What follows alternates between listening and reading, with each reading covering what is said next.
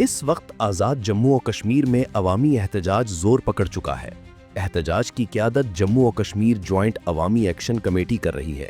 یہ احتجاجی تحریک مئی 2023 سے مختلف مراحل میں چل رہی ہے، لیکن آج مکمل لاک ڈاؤن اور پیا جام ہڑتال ہے، جس کی وجہ سے سینسرشپ لگی ہوئی ہے اور وہاں سے معلومات حاصل کرنا مشکل ہو رہا ہے۔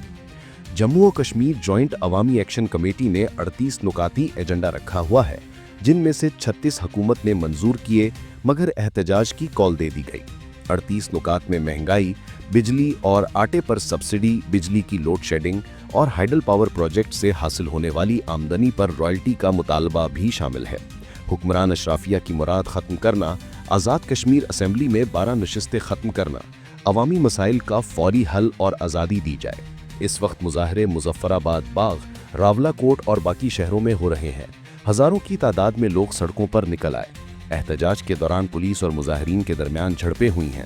ابھی تک کی رپورٹ کے مطابق کم از کم 2 افراد جان کی بازی ہار گئے اور 22 زخمی ہوئے ہیں۔ مظاہرین نے کئی پولیس اہلکاروں کو گرفتار کر رکھا ہے۔ موبائل اور انٹرنیٹ سروسز معطل ہیں۔ کمیٹی کے رہنما شوکت نواز میر نے انٹرنیٹ سروس بحال کرنے کا مطالبہ کیا۔ وزیر اعظم شہباز شریف نے جموں و Kashmir joint Awami action committee سے لاک ڈاؤن واپس لینے کی اپیل کی۔ D G I S P R lieutenant general Ahmed Sharif Chaudhry نے کہا کہ احتجاج کا حق ہے مگر افراتفری معیشت کو نقصان پہنچاتی ہے۔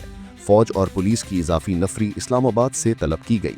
اے جے کے حکومت نے مذاکرات کی پیشکش کی مگر کمیٹی مطالبات کی فوری تکمیل کا مطالبہ کر رہی ہے۔ ویسے یہ تحریک پچھلے کئی سالوں سے چلتی آ رہی ہے، یعنی احتجاج کرتے ہیں اور مطالبات تسلیم کروا لیتے ہیں۔ مئی 2024 میں بھی مظاہرے ہوئے تھے اور حکومت نے 23 ارب روپے کا سبسڈی پیکج دیا تھا۔ اس بار نئی نکات لے کر آئے ہیں۔